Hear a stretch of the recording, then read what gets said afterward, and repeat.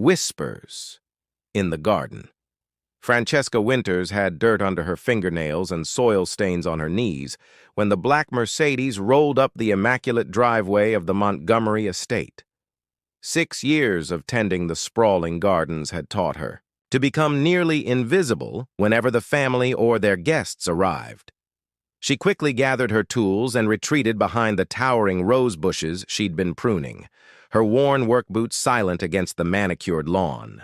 The Montgomery family existed in a different reality than her own. Their world was one of crystal champagne flutes and hushed business deals, while hers was defined by the changing seasons and the quiet satisfaction of coaxing beauty from the earth.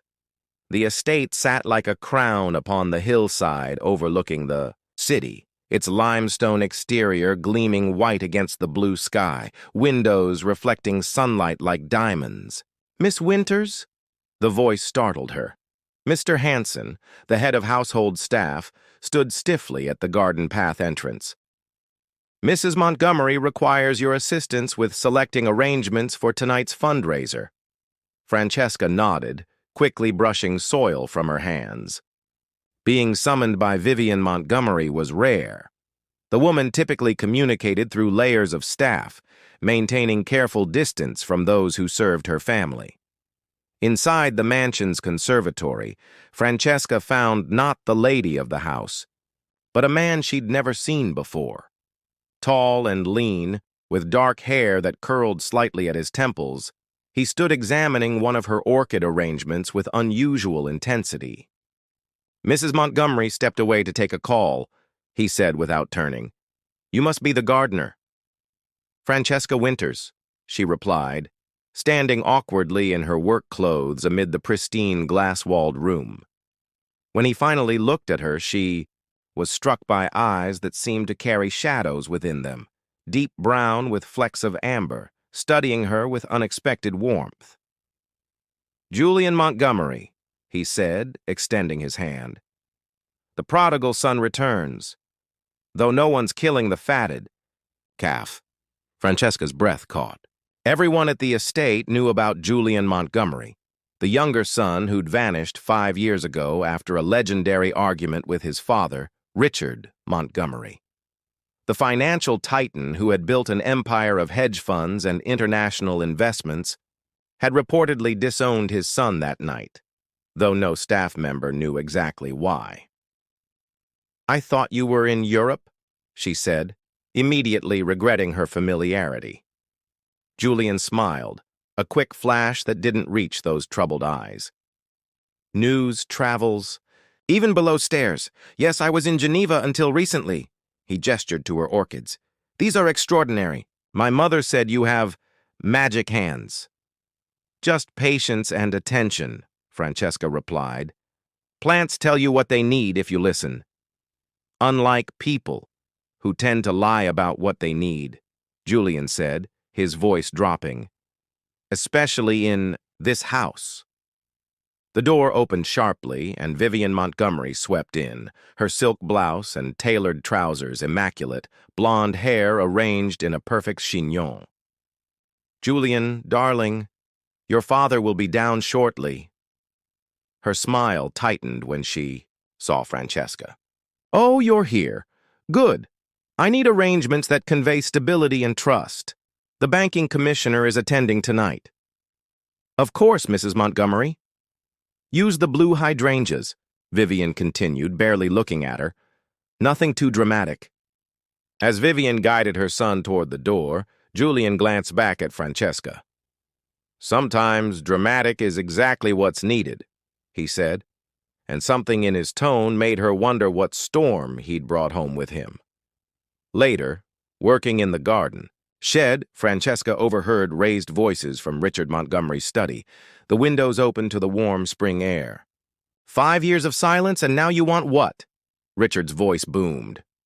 "Just access to the Cayman account records," Julian replied. "I have a right to know."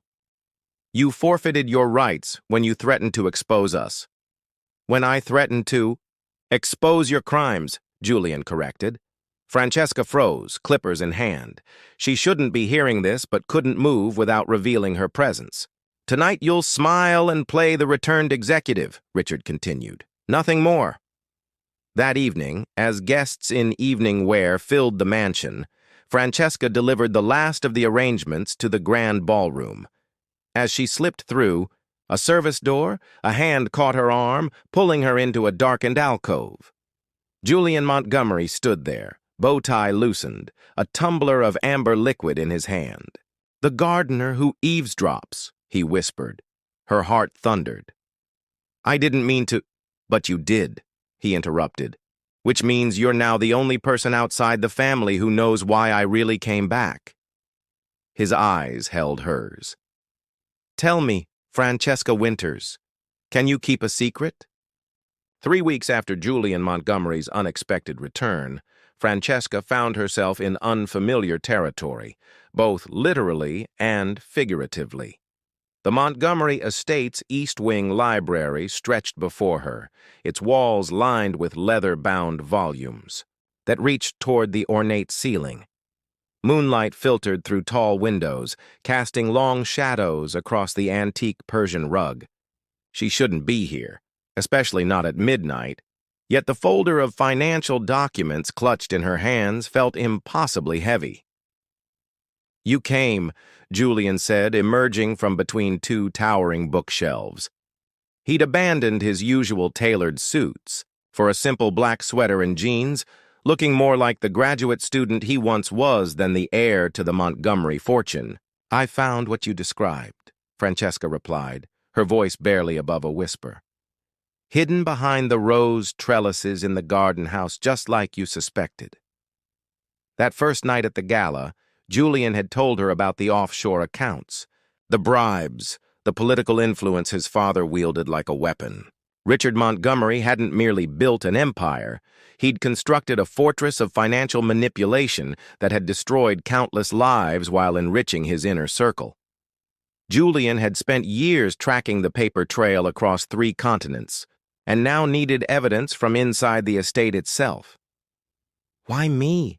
she had asked him that night. "You don't even know me." "Because everyone else here is either loyal to my father or too afraid to cross him," Julian had answered. "But you—" "I watched. You stand your ground with my mother over those arrangements. Small act, perhaps, but revealing." Now, Julian spread the documents across an ancient mahogany desk, his fingers tracing numbers and signatures.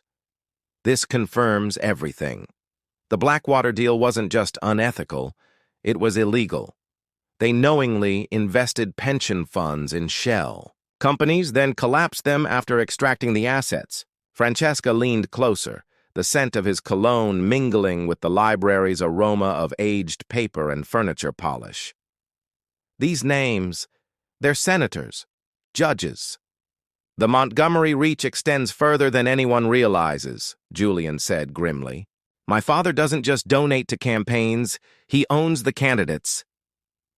The grandfather clock in the corner chimed softly, startling them both. Their eyes met across the desk, and something shifted in the air between them. For a breathless moment, Francesca was acutely aware of how close they stood, how isolated they were in this cavernous room filled with secrets. "We should continue tomorrow," she said, stepping back. "The night staff makes rounds at 12:30. Julian nodded, gathering the documents.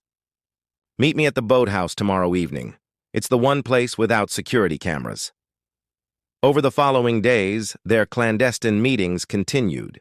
By day, Francesca tended the sprawling gardens, her hands working automatically while her mind processed the growing web of corruption she was uncovering. By night, she became Julian's unlikely ally, her knowledge of the estate's hidden corners proving invaluable as they pieced together evidence. The boathouse became their sanctuary, a simple wooden structure at the edge of the property's lake, forgotten by the family who preferred yachts on the ocean to rowboats on still water. Julian brought a small safe there, hidden beneath weathered floorboards, where they stored their growing collection of incriminating evidence. "I never expected this path when I studied finance," Julian confessed one evening as rain drummed against the boathouse roof. I thought I'd follow my father's footsteps, just do it ethically. Then I discovered what really built our fortune. Francesca sat beside him on the worn bench, their shoulders almost touching. What changed? Why come back now after 5 years? Julian's expression darkened. Thomas Elliot. My father's former partner. The one man who stood against him. He died 3 months ago. Suicide, allegedly. But before he died, he sent me a cryptic message about Operation Midas. That's what led me to the Blackwater documents. You think your father was involved in his death? I think nothing happens in my father's orbit without his knowledge, Julian said quietly. And I think Thomas knew too much. Lightning flashed across the lake, illuminating Julian's face in harsh white light. Francesca saw pain etched in the lines around his eyes, the weight of his suspicions aging him beyond his 32 years. You're risking everything, she said softly. Your inheritance, your safety. What about you? Julian turned to her, his hand hesitantly covering hers. You had nothing to gain by helping me. If they discover what you've done... Francesca looked down at their joined hands. Maybe I was tired of watching the Montgomerys behave as if they were untouchable. Or maybe... She met his gaze. Maybe I saw something in you that first day, something genuine in a house built on falsehoods. The rain intensified, drumming, harder against the roof, creating a cocoon of sound around them. Julian's fingers intertwined with hers, warm against her gardener's calloused skin. There's a dinner party tomorrow night, he said, his voice low. My father's entertaining the district attorney and several financial regulators. The perfect opportunity to access his private office while he's occupied. That's too dangerous, Francesca protested. The security system can be bypassed with his personal code, which I've finally figured out. Julian's expression was resolute. This might be our only chance to find the original Blackwater contracts. Francesca felt a chill that had nothing to do with the rain. And if we're caught? We won't be, Julian assured her, though uncertainty flickered in his eyes. But I won't ask you to take that risk. This part I should do alone. No, Francesca said firmly, surprising herself with her conviction. We've come this far together. I won't let you face this alone. The intensity in Julian's gaze made her breath catch. Slowly, giving her every chance to pull away, he leaned forward until his lips brushed hers. Tentative at first, then with growing certainty as she responded. The kiss deepened, carrying the weight of shared secrets and growing trust.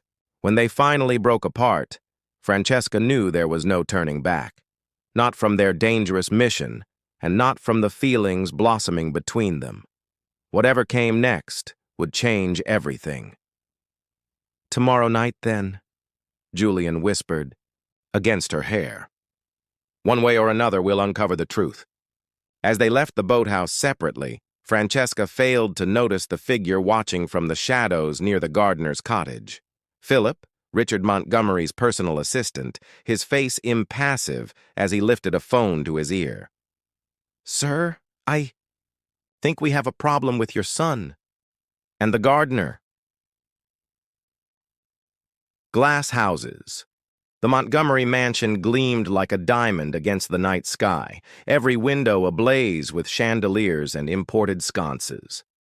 Luxury cars lined the circular driveway, disgorging. Passengers in designer evening wear who laughed too loudly and spoke too softly about matters of consequence. Inside, champagne flowed freely as string quartet music drifted through rooms adorned with Renaissance art and ancient artifacts acquired through connections no one questioned. Francesca navigated this world like a ghost, dressed in the catering staff's black uniform rather than her usual gardening clothes. Julian had arranged the temporary position through a staff member who owed him a favor, a perfect cover for accessing the restricted areas of the house during the crucial dinner party. Senator Harrison was particularly impressed with the fourth quarter projections.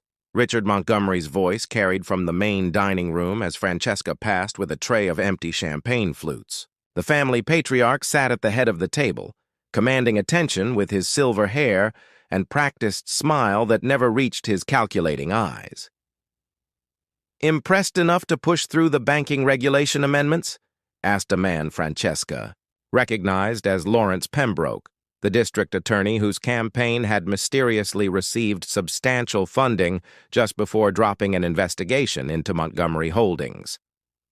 "Let's just say he understands the mutual benefits of our partnership," Richard replied, raising his crystal glass in a toast, "to prosperity unrestricted by bureaucratic oversight."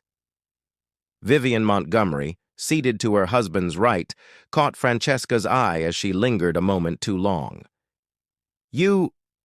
"Staff, we need fresh drinks in here," she commanded, barely glancing at her face.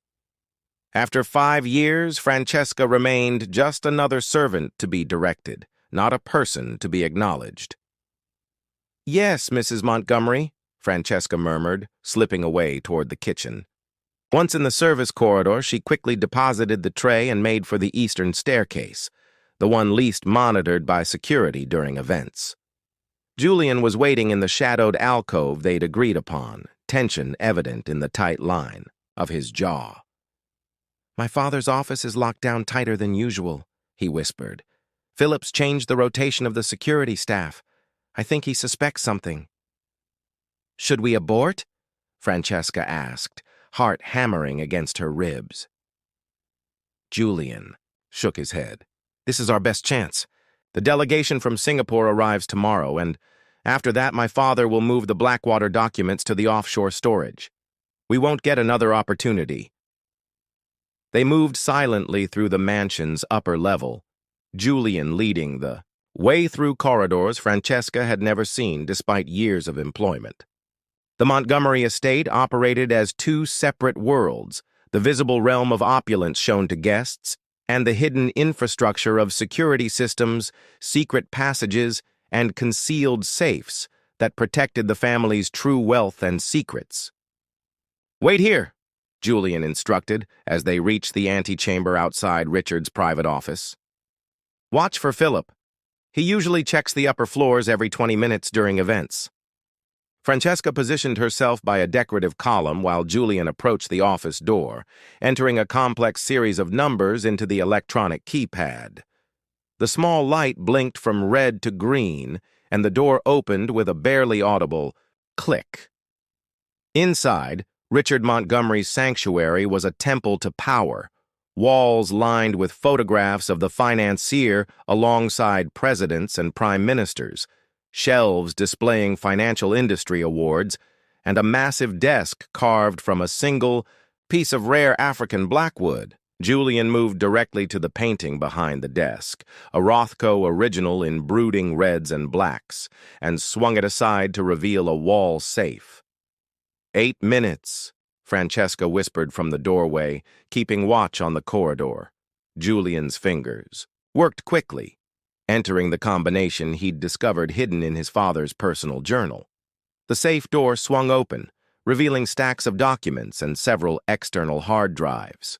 "This is it," Julian said, pulling out a red folder stamped with the Blackwater insignia.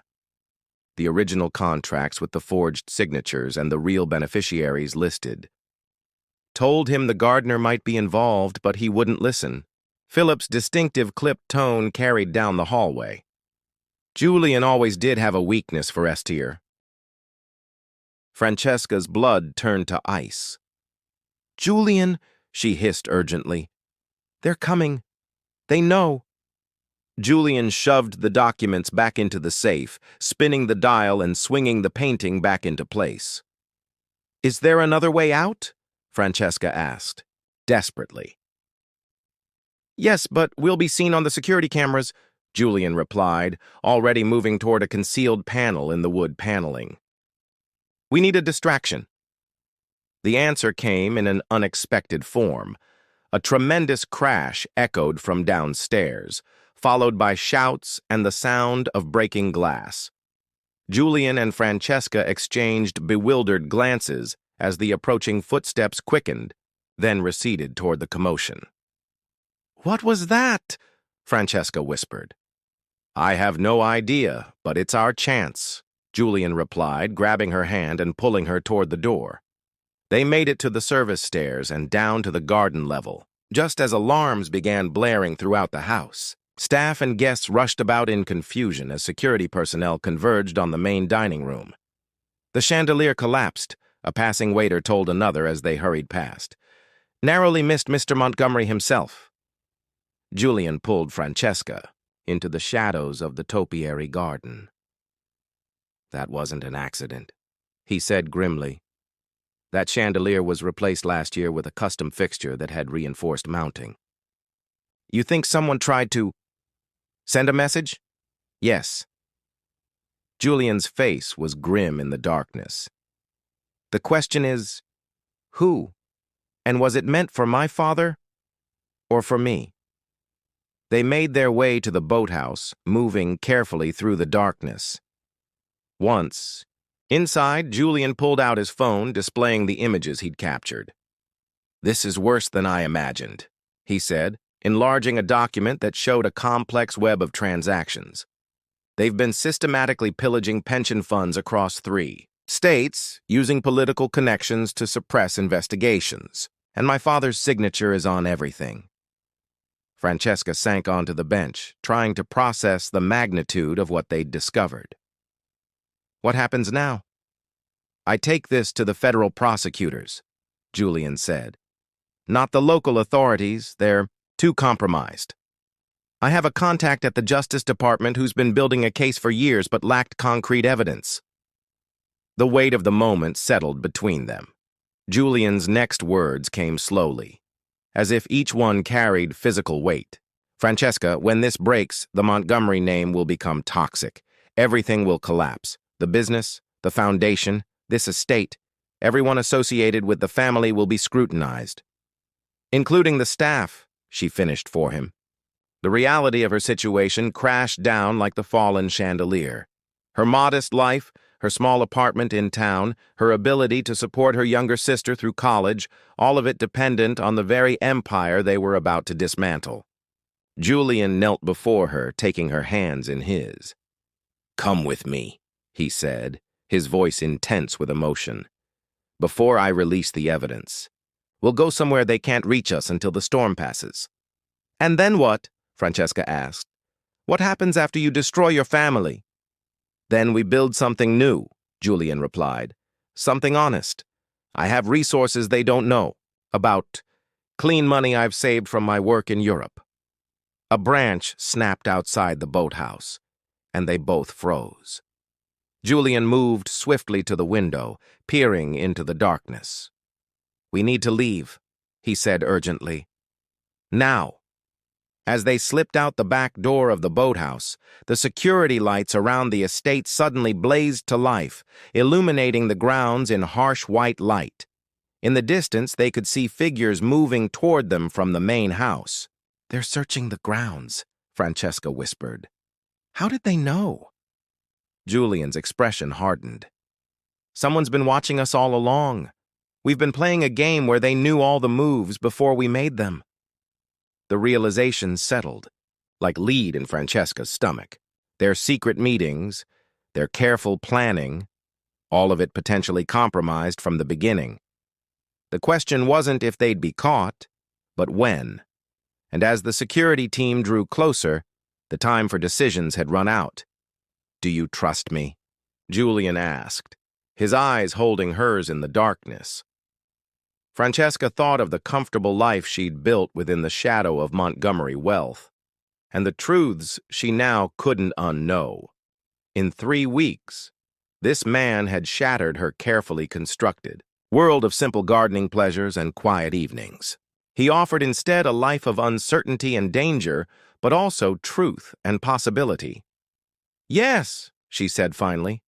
"I trust you." Julian squeezed her hand.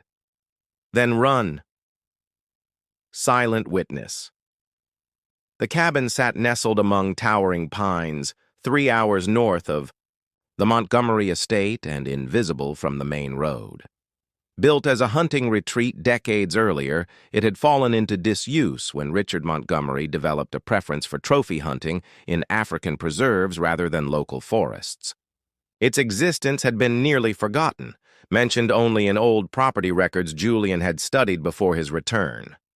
Francesca stood at the rough-hewn window, watching dawn break over the misty forest. 4 days had passed since their midnight escape from the estate. 4 days of constantly checking rearview mirrors, sleeping in shifts, and speaking in whispers even when alone. "Coffee?" Julian asked, appearing beside her with 2 steaming mugs. He looked different here.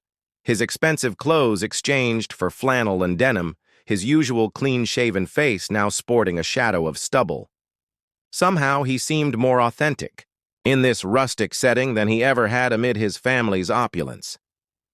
"Thanks," she said, accepting the mug. "Any news?" Julian placed his laptop on the wooden table.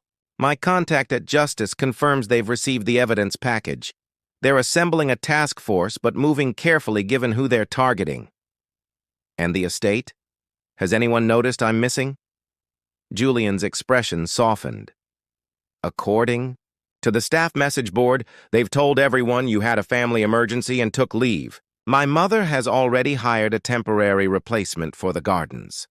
The casual replacement stung more than Francesca had expected.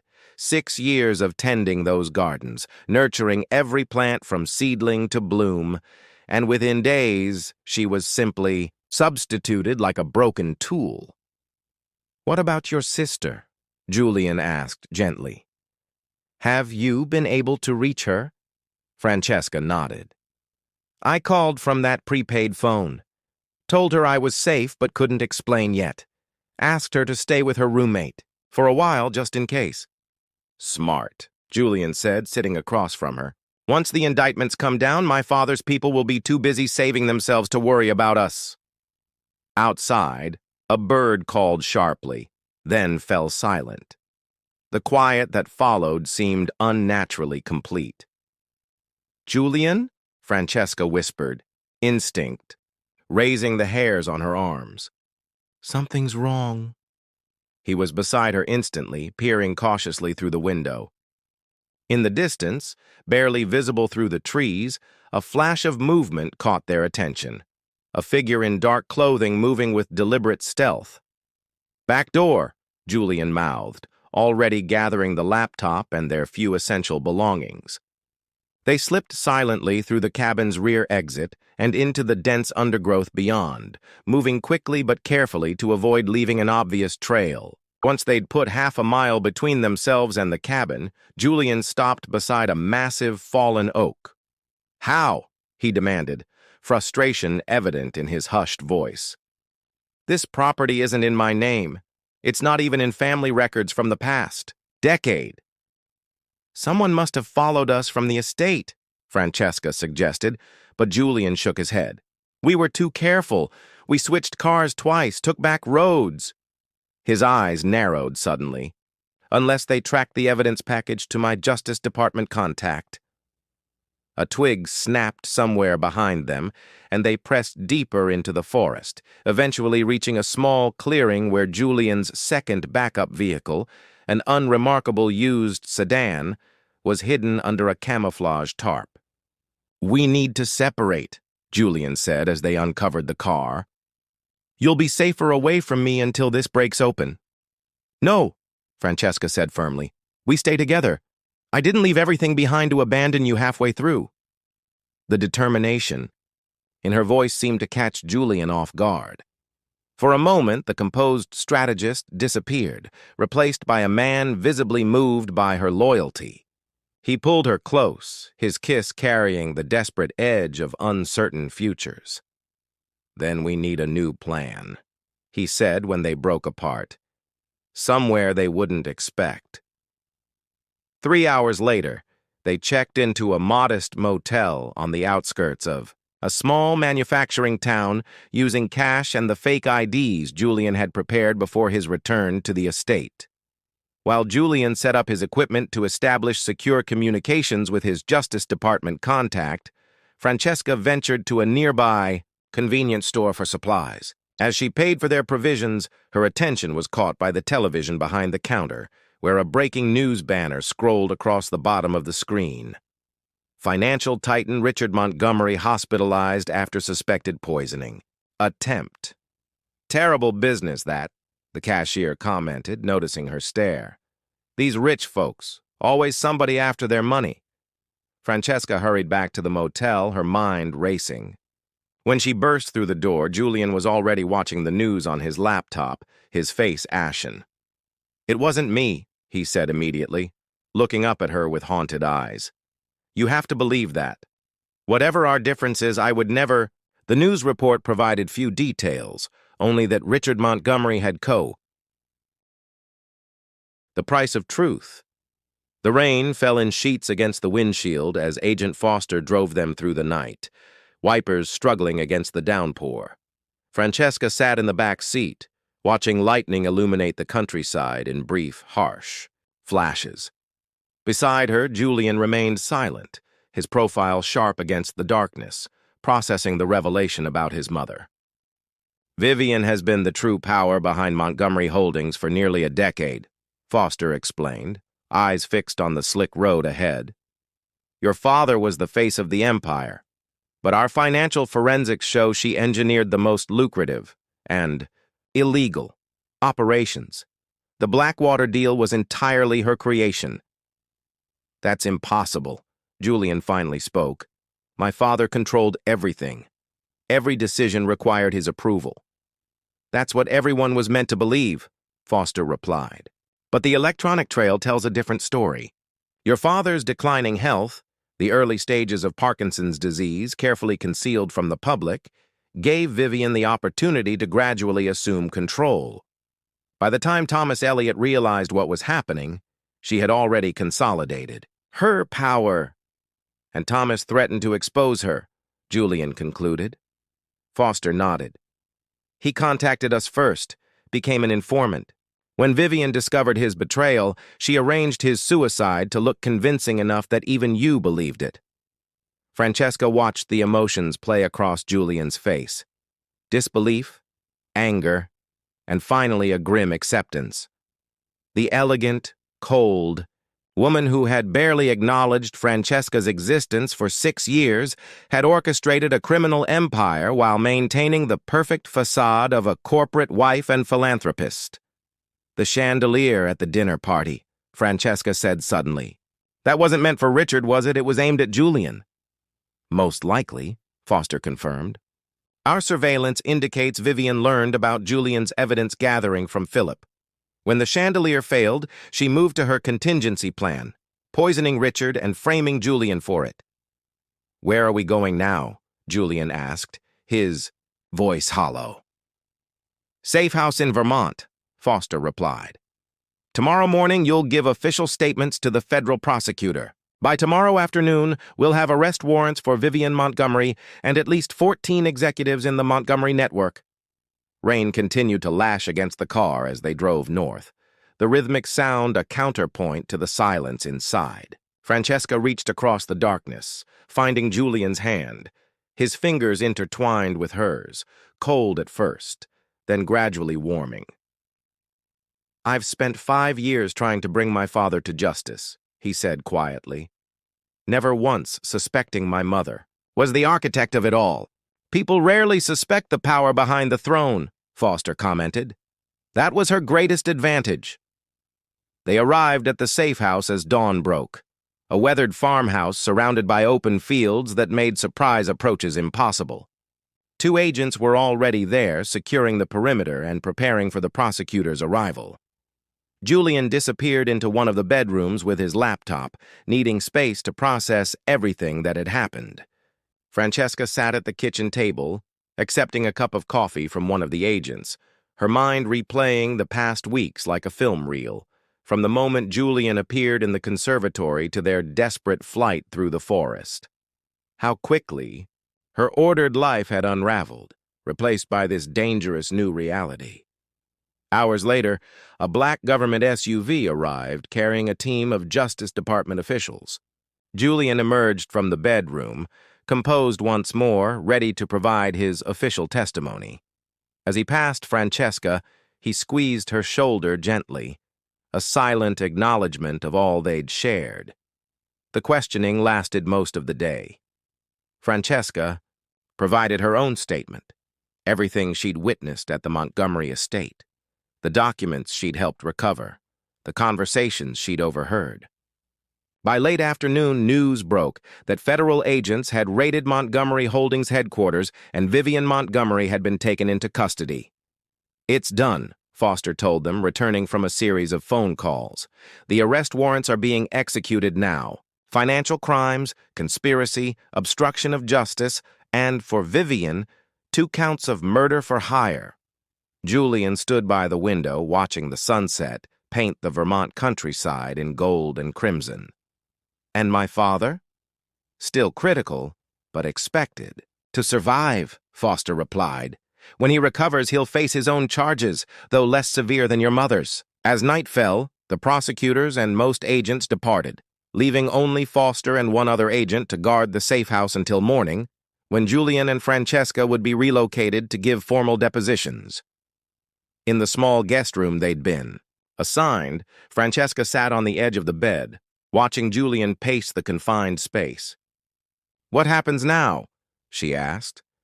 "To you, I mean." Julian paused, regarding her thoughtfully. "I testify. I help the prosecution build their case, and then I start over." He sat beside her, their shoulders touching. "The Montgomery name will be toxic for years. The fortune will be tied up in legal proceedings, restitution payments." "You never cared about the money," Francesca observed. "No," he agreed, "but I cared about the legacy. Foolishly thought I could somehow redeem it." He laughed without humor. Hard to redeem something that was corrupt from its foundation. Francesca took his hand, tracing the lines of his palm with her fingertip. "Then build something new, something of your own." The tenderness in his gaze made her breath catch. "I'd like that," he said softly. "But I can't ask you to join me in starting from scratch. You've already lost your position, your security."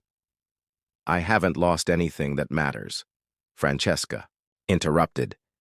"The gardens were beautiful, but they were never mine. They belonged to a family built on lies." She met his eyes steadily. "I'd rather plant new seeds in honest soil, however humble the beginning." Julian's kiss was gentle, a promise rather than a demand. When he pulled back, something had shifted in his expression, the weight of the Montgomery burden visibly lifting. "I have a small property in Washington State," he said. "Nothing grand, just 20 acres of forest and meadow near the coast. I bought it under another name when I first suspected what my father was involved in. It was meant to be a refuge if things went wrong." "It sounds perfect," Francesca smiled. A sharp crack from downstairs interrupted the moment. Glass breaking, followed by a muffled thud. Julian was instantly alert, motioning for Francesca to stay back as he moved toward the door. Before he reached it, gunshots echoed through the house, then silence. "Fire escape," Julian whispered urgently, pointing to the window. "Now!" They climbed down the metal stairs as quietly as possible, the cold night air biting at their skin. As they reached the ground, a figure emerged from the shadows. Philip, Richard Montgomery's personal assistant, a pistol held steadily in his hand. "Ms. Montgomery said you'd run," he remarked conversationally. "She prepared for every contingency, even from federal custody." "The agents," Francesca began, "are indisposed," Philip replied. "Vivian's influence extends further than you imagined." Julian stepped forward, placing himself between Philip and Francesca. "This ends now, Philip. You can't silence both of us, and the evidence is already with the prosecutors." "True," Philip acknowledged. "But Ms. Montgomery believes that with you eliminated and the primary witness discredited, certain arrangements can still be salvaged." He raised the gun. "Nothing personal, Julian, just business." What happened next unfolded in heartbeats. As Philip's finger tightened on the trigger, Francesca lunged forward, driving her shoulder into Julian's side, pushing him away from the gun's aim. The shot cracked through the night air. Searing pain blossomed in Francesca's shoulder as she fell, the world tilting sideways. Through a haze of pain, she saw Julian tackle Philip, the two men struggling for control of the weapon. Another shot discharged into the ground. Then Agent Foster appeared at the corner of the house, her own weapon raised. "Federal agent! Drop the gun!" Philip hesitated just long enough for Julian to wrench the pistol away. Foster moved in swiftly, securing Philip while Julian rushed to Francesca's side. "Stay with me," he urged, pressing his hand against her bleeding shoulder. "Help is coming." "Did I save the day?" Francesca asked weakly, attempting a smile. "You did," Julian confirmed, his voice breaking. "Though I'd prefer you didn't make a habit of jumping in front of bullets." "Deal," she whispered as sirens wailed in the distance. 10 months later. The small greenhouse sparkled with morning light, mist rising from the newly watered seedlings. Francesca moved carefully between the rows, her left arm still occasionally stiff from the healing wound, checking each plant with practiced attention. Outside, the Pacific Northwest landscape stretched in emerald splendor, towering firs, wild meadows, and in the distance, the glittering strip of ocean visible on clear days. The modest cabin Julian had built years before had expanded over recent months. An additional room here, a covered porch there, creating not a mansion, but a true home. The sound of tires on gravel announced a visitor. Francesca stepped outside to see Julian parking beside her truck, returning from his weekly trip to town for supplies. His beard was fuller now, his skin tanned from outdoor work, looking nothing like the polished Montgomery heir who had returned to the family estate. "Almost a year ago." "Mail day," he called, waving a stack of envelopes as he approached. "Including this."